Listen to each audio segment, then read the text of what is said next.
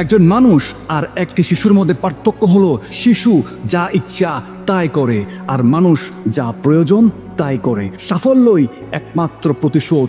আমি আমার পুরো কেরিয়ারে মানুষের ঠাট্টা তামাশা হাসি শুনেছি, তারা বলেছে তুই পারবি না, কিন্তু যখন একজন আইরিশ লোক ইউএফসিতে বিশ্ব চ্যাম্পিয়ন হয় তখন সব হাসি থেমে যায়। সন্দেহ, উপহাস এগুলোই তোমার আগুনে ঘি ঢালবে। কঠিন সময় শক্তিশালী মানুষ তৈরি করে, শক্তিশালী মানুষ সহজ সময় তৈরি করে, আর সহজ সময় দুর্বল মানুষ তৈরি করে। তুমি যদি আজ নিজেকে প্রতারণা করো তাহলে ভবিষ্যতেও প্রতারিত হবে।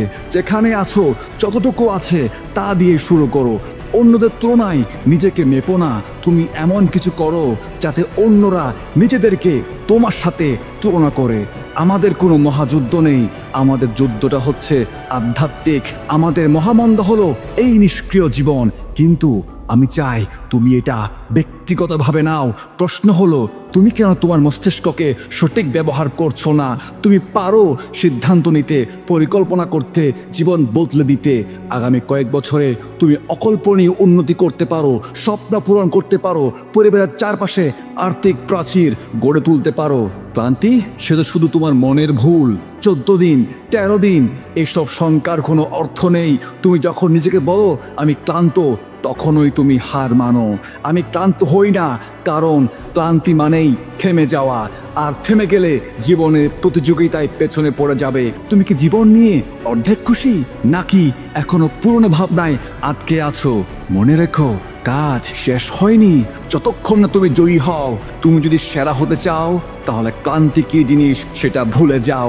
কারো ব্যক্তিগত সমস্যা, পারিবারিক চাপ এগুলো তোমার লক্ষ্যে বাধা হতে পারে না। যদি কোনো কিছুর প্রতি সত্যিকারের ভালোবাসা থাকে তাহলে তুমি চরম সীমা পর্যন্ত যেতে পারবে। দেখো, এই পৃথিবীতে সবাই গাড়ি, পোশাক, চাকরির পেছনে ছুটছে। আমরা ঘৃণার চাকরি করি শুধু বিলাসিতা কিনতে। এটাই কি জীবন? ঘুম থেকে উঠে কেন মনে হয় আজ কিছু করতে ইচ্ছে করছে না? এটা হলো দুর্বলতার ভাষা। তুমি যদি সারাদিন ঘুরে বেড়াও, নিজেকে বোঝাও যে আজ না হয় কাল করব, তাহলে তুমি কখনোই সফল হবে না। জীবন তখনই অর্থ খুঁজে পায় যখন তুমি সংগ্রাম করো, যখন তুমি উঠে দাঁড়াও, যখন তোমার পেছনে কোনো কারণই থাকে না। 5 কিলোমিটার দৌড়াও, 10 কিলোমিটার দৌড়াও, কিছুই না করলে জীবনটা ব্যর্থ। তুমি হয়তো আজ অন্ধকারে আছো, কিন্তু সূর্যোদয় অবধারিত। যখন তোমার সময় আসবে তখন তুমি প্রস্তুত থাকবে।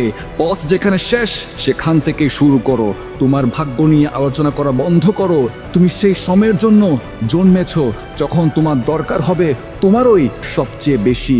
তোমার ভেতরের শক্তিকে জাগিয়ে তোলো।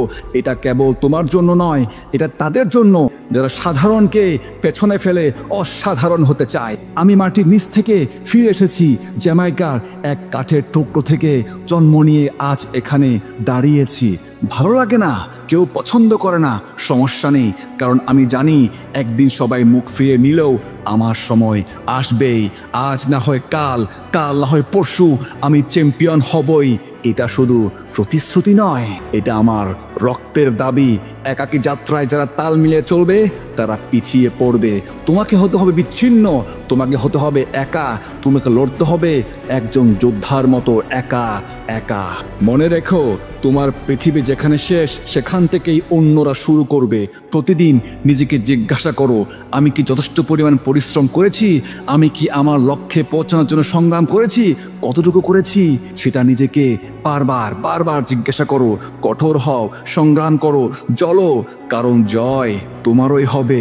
এখনই সময়, উঠে দাঁড়াও, লড়াই করো আর নিজেকে প্রমাণ করো।